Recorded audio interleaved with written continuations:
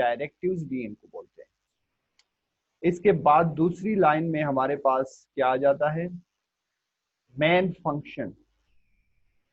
Main function नाम से जाहिर है कि ये प्रोग्राम का एक मेन फंक्शन होता है, इसका मेन काम है, और वो क्या है, इस तरह हम लिखेंगे मेन वर्ड और दो पैरेंथेसिस यानी छोटी ब्रैकेट्स। ठीक है, आपको कल भी बताया था कि फंक्शन की अलामत है जिसके सामने पैरेंथेसिस होती है उसको फंक्शन बोलते हैं। और फंक्शन की डेफिनेशन क्या है, इनपुट, वो प्रोसेस हो जाता है और फिर हमें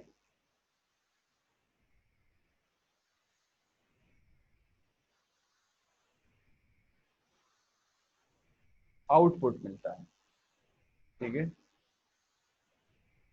input, it takes input, process it and then gives output। ये इनपुट लेता है, उसको प्रोसेस करता है और फिर आउटपुट देता है।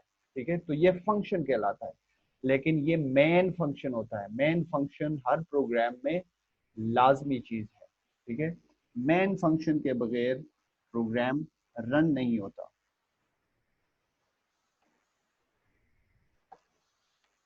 तो मेन फंक्शन दूसरी लाइन में हो गया, इस तरह लिखते हैं छोटी अपर लोअर केस में। ठीक है, मैन, MAIN और दो पैरेंथेसिस के सामने। फिर उसके बाद जो होती है तीसरी लाइन में, वो है कर्ली ब्रेसेस को स्टार्ट किया जाता है, इस तरह की ब्रेसेस। ठीक है, वो दरमियानी ब्रैकेट जिसको बोलते हैं कर्ली ब्रेसेस। ठीक है, तो ये स्टार्ट और स्टॉप भी की जाती है, यानी बंद भी की जाती है, और इसके बीच में जो कुछ भी होता है ये मैन की बॉडी कहलाती है, बॉडी ऑफ मैन फंक्शन। ठीक है, इस ब्रैकेट से लेकर इस ब्रैकेट तक, बंद ब्रैकेट तक, इसके बीच में जो कुछ भी है वो मेन फंक्शन की बॉडी कहलाती है। इसमें मुख्तलिफ स्टेटमेंट्स हो सकती है, जैसे ये प्रोग्राम हमने देखा था कि हैश इंक्लूड, फिर मेन फंक्शन और फिर ब्रैकेट स्टार्ट की, और ये सारी जो चीजें इसके अंदर लिखी हुई हैं ये स्टेटमेंट्स हैं, फंक्शंस हैं, डिक्लेरेशंस हैं, इनिशिएशंस हैं। ठीक है, वेरिएबल डिक्लेरेशन इसको बोलते हैं। ठीक है, और इसको इनिशिएशन बोलते हैं, यानी स्टार्ट लेते हैं, और ये फंक्शंस हैं और ये डेटा टाइप है। तो ये सारी चीजें इन दो ब्रैकेट्स के अंदर हम यूज करते हैं, पूरा जो काम होता है। तो वो ये पूरी जगह जो है ना, ये मेन की बॉडी कहलाती है, मेन फंक्शन की body, body of main function. ठीक है, जिस तरह ये लिखा हुआ है बॉडी ऑफ मेन फंक्शन। तो इसमें लोकल डिक्लेरेशंस, डिक्लेरेशंस इसको बोलते हैं कि ये हमने डिक्लेयर कर दिया कि हमारे पास 3 वेरिएबल्स होंगे, 3 वेरिएबल्स हम यूज करने जा रहे हैं, हमने डिक्लेयर कर दिया, उसका डेटा टाइप हमने इंटीजर दे दिया, यानी हमने ये चीज डिक्लेयर कर दी, तो इसको डिक्लेरेशंस बोलते हैं। और इसके अंदर ये यूज हो रहा है तो इसको लोकल डिक्लेरेशन बोलते हैं। जब हम इसको ये बाद में आप सीख जाओगे, जब इसको बाहर डिक्लेयर किया जाएगा मेन से, मेन ये इन ब्रैकेट्स के बाहर, तो ये पूरे प्रोग्राम में एक्सेस हो सकता है, यूज हो सकता है, तो इसको ग्लोबल डिक्लेरेशन बोलते हैं। ग्लोबल मीन्स यानी हर जगह से एक्सेस हो सकता है, और लोकल मीन्स सिर्फ इस ब्रैकेट और इस ब्रैकेट के दरमियान, इसी के अंदर ही यूज हो सकता है, तो इसको लोकल डिक्लेरेशन बोलते हैं। ये चीजें आप समझ जाओगे बाद में।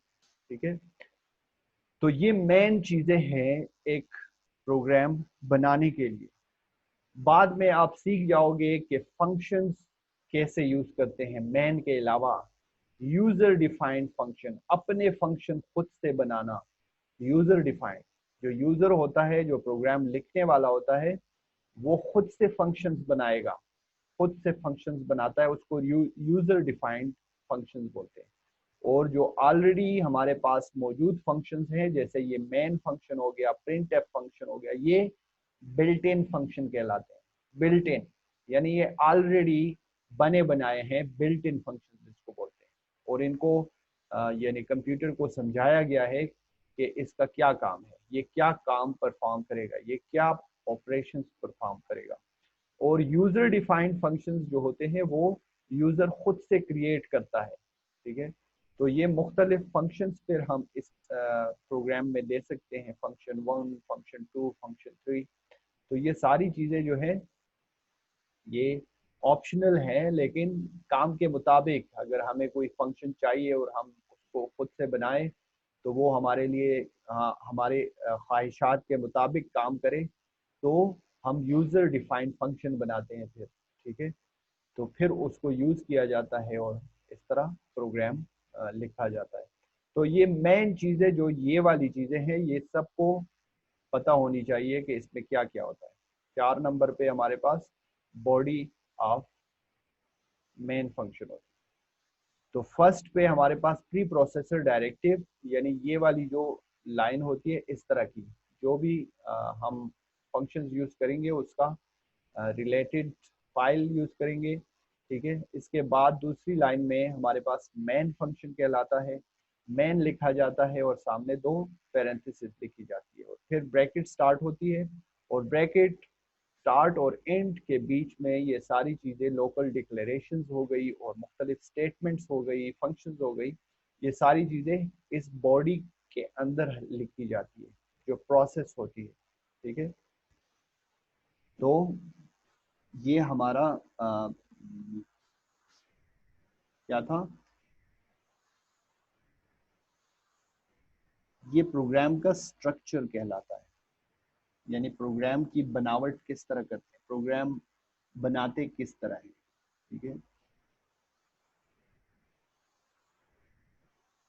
तो ये टॉपिक है हमारे पास प्रोग्राम की का स्ट्रक्चर, सी प्रोग्राम कैसे लिखा जाता है।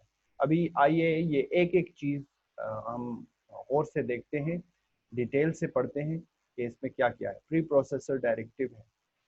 To introduce the structure of a C program, consider a very simple program that will print the message. एक simple C program का वो एक example दिया गया है यहाँ पे। The program may be written as shown in figure 2.6.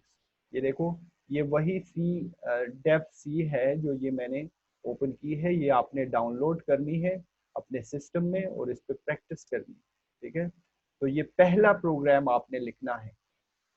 क्या करना है, पहला प्रोग्राम छोटा सा प्रोग्राम है, आई लव पाकिस्तान आपके लिए ये प्रिंट करेगा स्क्रीन पर, ठीक है। तो ये आपने लिखना है हैश इंक्लूड stdio.h, बिल्कुल इसी तरह हैश INCLUDE और इसके बाद स्पेस के बाद एंगल ब्रैकेट्स के अंदर stdio.h लिखोगे और ब्रैकेट बंद करोगे, और फिर वॉइड मैन वॉइड यहाँ पे लिखा गया है, वॉइड मैन वॉइड। अगर आप मैन के बाद सिर्फ पैरेंथेसिस लिखो तो ये भी सही है, लेकिन वॉइड मैन वॉइड ये आगे जाके आप सीखोगे कि ये वैल्यूज रिटर्न करने वाली बातें होती है, यानी आपका जो प्रोग्राम है वो क्या रिटर्न करता है। जी हुजैफा। सर ये अगर जो हमने लिखा है सर वाइड मेन वाइड, तो ये ना जी लिखें तो कोई फर्क पड़ेगा सर? नहीं, कोई फर्क नहीं पड़ता, आप चेक करो, आपका ऐसे भी चल जाएगा, लेकिन ये बाद में आप समझ जाओगे। हम इसमें फिर यानी ये रिटर्न वैल्यू के लिए वॉइड का मतलब है कुछ नहीं, ठीक है ना, ये इससे पहले इसका डेटा टाइप है कुछ ना, मेन फंक्शन के अंदर कुछ वैल्यू रिटर्न हो रही है, ठीक है। इस तरह है ये, आप बाद में प्रोग्रामिंग की प्रैक्टिस करके आपको समझ आ जाएगी कि मुझे कहाँ पे वाइड मैन वाइड चाहिए या सिर्फ मैन चाहिए। तो यही याद रखो कि मेन फंक्शन लाजमी है, मेन और उसके बाद 2 पैरेंथेसिस, ठीक है। आप कुछ प्रोग्राम ऐसे भी लिखो देखोगे जहाँ पे इंटीजर मेन लिखा होगा, ठीक है, या यहाँ पे इंटीजर या कोई डेटा टाइप लिखा होगा, यानी कौन सी वैल्यू हमारी रिटर्न हो रही है, ठीक है। तो आप ट्राई करो इसके साथ भी और बगैर इन दोनों वॉइड के, तो आपको अंदाजा हो जाएगा, ठीक है। और फिर हमने ये ब्रैकेट स्टार्ट की, और इसके बाद हमने एक ही फंक्शन लिखा, एक ही स्टेटमेंट लिखा। स्टेटमेंट किसे कहते हैं? स्टेटमेंट प्रोग्राम का ये स्टेटमेंट होता है जब इसको सेमीकोलन से एंड किया जाता है। ये देखा, ये आप देख रहे हो, ये सेमीकोलन है। ये डॉट और कॉमा जो होता है ये सेमीकोलन कहलाती है। हमने एक करेक्टर सेट में पढ़ा था ये सेमीकोलन किसे कहते हैं, ठीक है। सेमीकोलन को हमारे पास सी में स्टेटमेंट टर्मिनेटर भी बोलते हैं, ठीक है। स्टेटमेंट टर्मिनेटर यानी स्टेटमेंट को खत्म करने वाला। स्टेटमेंट तब तक खत्म नहीं होता जब तक हम ये सेमीकोलन नहीं लिखते। तो ये लाजमी चीज है। अगर आप ये नहीं लिखोगे, और मैंने आपको दिखाया भी था, तो फिर आपको प्रोग्राम एरर देता है। कंपाइलर जो है वो आपको एरर शो करता है कि दिस इज इनकरेक्ट, ठीक है। यानी you must have to include the semicolon after completing the statement. ये एक सेंटेंस, एक स्टेटमेंट कंप्लीट हुआ, फिर हमने यहाँ पे इसको सेमीकोलन करके फिनिश कर दिया, यानी कंप्लीट कर दिया, ठीक है। प्रिंट एफ देखो एक फंक्शन है, ये स्मॉल ब्रैकेट दो है ना, तो फंक्शन की अलामत है कि उसके सामने दो ब्रैकेट्स होती है, और ब्रैकेट के अंदर वो जो कुछ भी लेता है उसको इनपुट लेता है, उसको प्रोसेस करता है और हमें आउटपुट देता है। तो प्रिंट एफ फंक्शन का काम क्या है, इसका फंक्शन क्या है? ये जस्ट हमें स्क्रीन पर प्रिंट करके देता है जो कुछ भी इसको ब्रैकेट के अंदर मिलता है, ठीक है। तो ब्रैकेट के अंदर इसको जो कुछ भी मिलता है वो इसको स्क्रीन पर हमें प्रिंट करके दे देगा। जब आप ये प्रोग्राम लिख लोगे, इस तरह सब कुछ लिखोगे, ठीक है, यहाँ तक कंप्लीट हो गया, फिर क्या करना है? एग्जीक्यूट में जाना है और इसको कंपाइल करना है, ठीक है। कंपाइल का मतलब पता है आपको कि कंपाइलर क्या काम करता है? कंपाइलर इस प्रोग्राम को मशीन लैंग्वेज में ट्रांसलेट कर देता है। ये सोर्स प्रोग्राम है, इसको ऑब्जेक्ट प्रोग्राम में ट्रांसलेट कर लेता है, ठीक है। ये सारी चीजें वो जो हमने लास्ट थ्योरी में पढ़ी, तो ये सब चीजें अभी आपको आहिस्ता आहिस्ता क्लियर होती जाएंगी, ठीक है, कि कंपाइलर क्या काम करता है, रन किस तरह काम करता है, एग्जीक्यूट क्या करता है। एग्जीक्यूट का मतलब चलाना, इस प्रोग्राम को रन करना। तो रन करने के लिए बहुत सारे स्टेप्स हैं, जैसे ये आप देख रहे हो कंपाइल, ठीक है। तो ये जब आप कंपाइल कर लोगे तो ये कंपाइल हो जाएगा और आपको बताएगा कि एरर्स 0 है, वार्निंग 0, ठीक है। अगर यहाँ पे कहीं पे आपने कुछ गलती की हो, मैं यहाँ पे सेमीकोलन रिमूव कर देता हूँ, ठीक है। तो फिर हम एग्जीक्यूट में जाके कंपाइल करेंगे तो ये हमें एरर बताएगा, ठीक है। और जब हम इसको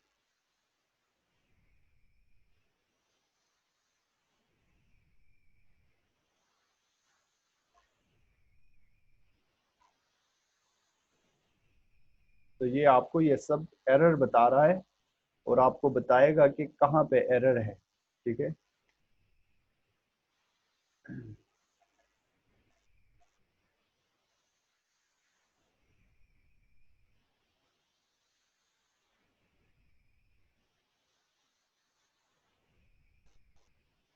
तो आप ट्राई करो, ये इस सॉफ्टवेयर में कोई मसला है। इस तरह आप एग्जीक्यूट पे जाके कंपाइल करोगे तो आपको एरर बताएगा, ठीक है।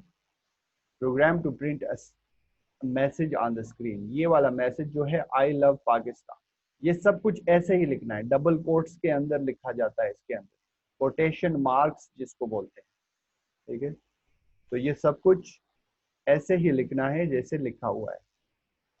The program may be written as shown in figure. Just I love Pakistan print करने के लिए आप ये प्रोग्राम लिख रहे हो, ठीक है। तो ये लिख के फिर जब आप, this program consist of 3 main parts which are pre processor directive, the main function and the body of main. इस तरह हमने पहले देखा, ये हुआ प्री प्रोसेसर डायरेक्टिव, ये हुआ मेन फंक्शन, और इस ब्रैकेट से लेकर इस ब्रैकेट तक ये हुआ body of the main function. ठीक है, तो ये एक सिंपल सा छोटा सा प्रोग्राम है। अभी हम देखते हैं कि प्री प्रोसेसर डायरेक्टिव कहते किसे हैं। ये प्री प्रोसेसर डायरेक्टिव्स जो हम बोल रहे हैं ये किसे कहते हैं। जो हमने हैश इंक्लूड वाली लाइन के बारे में कहा कि ये प्री प्रोसेसर डायरेक्टिव कहलाती है। तो ये क्या होती है? Pre processor directives are instructions for the C compiler. ये कुछ हिदायत होती है सी कंपाइलर के लिए। जिस तरह मैंने आपको कहा कि हम इसको बता देते हैं कि हम क्या क्या चीजें इस प्रोग्राम में इंक्लूड करने जा रहे हैं। ठीक है ना, तो ये कंपाइलर के लिए कुछ इंस्ट्रक्शंस होती हैं। Every C language program contains certain preprocessor directives at the beginning of the program. Her C language program जो होता है वो लाजिम सर्टन यकीनन उसके कुछ प्री प्रोसेसर डायरेक्टिव्स आपने प्रोग्राम के स्टार्ट में इंक्लूड करने होते हैं। ठीक है, तो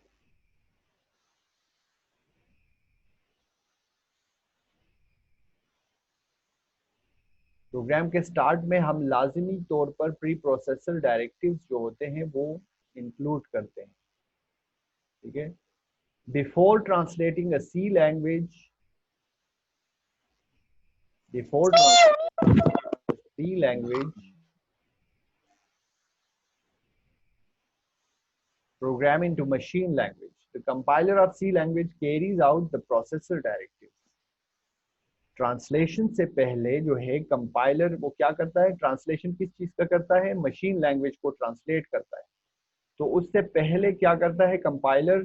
कुछ प्री प्रोसेसर डायरेक्टिव्स को कैरी करता है, यानी उस पर कुछ काम करता है कि भाई ये प्री प्रोसेसर डायरेक्टिव में इन्होंने क्या मेंशन किया है, ताकि मैं उसको देखूं क्या वो सी के लाइब्रेरी में मौजूद है।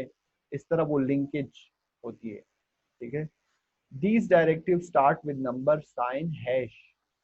हैश से जो फर्स्ट लाइन में जो चीज स्टार्ट होती है उसको प्री प्रोसेसर डायरेक्टिव बोलते हैं। The most commonly used pre processor directives are hash include, और हमारे पास हैश डिफाइन भी होती है। हैश डिफाइन भी है लेकिन ये आपके सिलेबस में अभी फिलहाल नहीं है, लेकिन हैश इंक्लूड लाजमी है, ये आपको समझना है। Hash include pre processor directive. अभी हैश इंक्लूड से क्या मुराद है? It has the following syntax. इसका रूल क्या है? सिंटैक्स देखो, सिंटैक्स आ गया ना जो हमने टॉपिक पढ़ा था कि सिंटैक्स आर द रूल्स। ठीक है ना, वो रूल्स जिसके मुताबिक हम सी में काम करते हैं, यानी जिस कौन कौन सी चीजें सी में होनी चाहिए, यानी उसके मुताबिक होनी चाहिए जो उसने स्पेसिफाई की हुई है, जो रूल है उसका। ठीक है, तो इसमें रूल ये है कि आपने हैश लिखना है लाजमी, INCLUDE इंक्लूड लिखना है, और फिर इंक्लूड के बाद एंगल ब्रैकेट स्टार्ट करनी है और हेडर फाइल का नाम लिखना है और फिर एंगल ब्रैकेट बंद करनी है। तो ये सिंटैक्स है इसका। ठीक है, जनरल सिंटैक्स इसको बोलते हैं। यानी जनरली हम कैसे लिखेंगे? हेडर फाइल नेम हमने यहाँ पे लिखा है, तो हेडर फाइल नेम का मतलब है यहाँ पे उस हेडर फाइल का स्पेसिफिक नेम होता है। जिस तरह stdio.h है, math.h है, और तीसरा हमने कौन सा पढ़ा था? शाबाश, stdio.h हमने देखा था एक फाइल का नाम। उसके बाद हमने देखा था math.h, और तीसरा कौन सा फाइल था याद है आपको? किसको याद है? कल देखा था हमने, ये 3 फाइल्स हमने देखे थे कि stdio.h में क्या होता है, math.h में क्या होता है, कौन कौन से फंक्शंस होते हैं, और तीसरा कौन सा था अभी मेरे जहन में नहीं है, आप बताओ ना कुछ। तीसरा फाइल कौन सा था?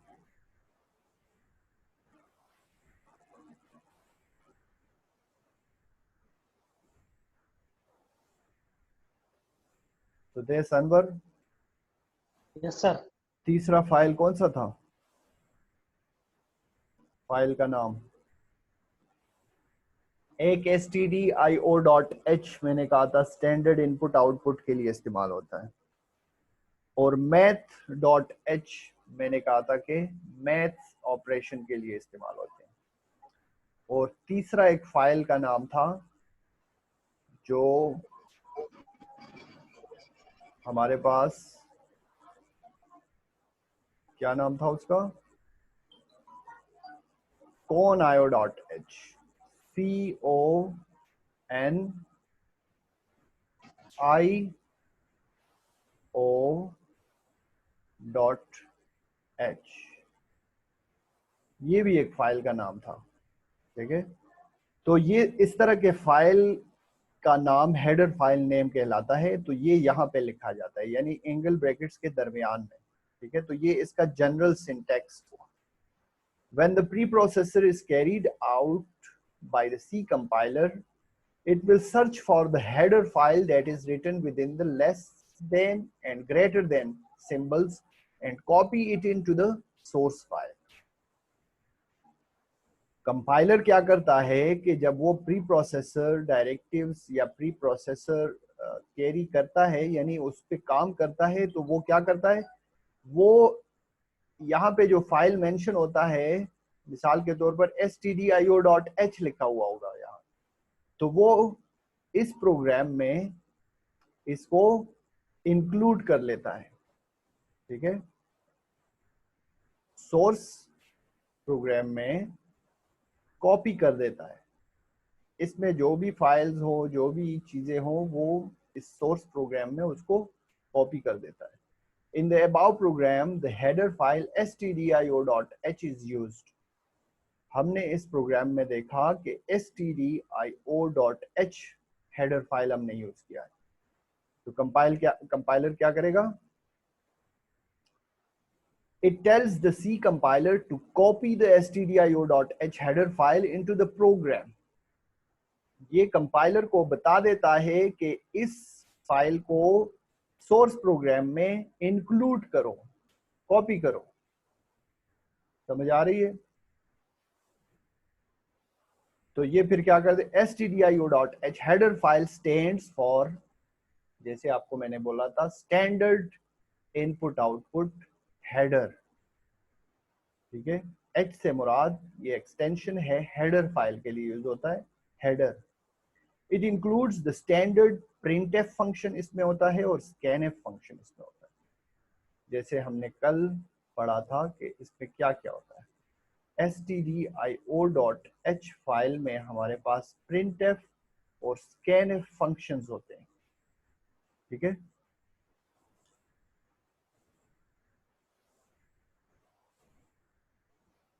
तो आपकी क्लास खत्म हो गई है और इंशाल्लाह कल फिर मिलेंगे। अभी 10th G और H की क्लास स्टार्ट हो गई है। ठीक है, तो E और F के बच्चे जा सकते हैं। अल्लाह हाफिज। अल्लाह हाफिज।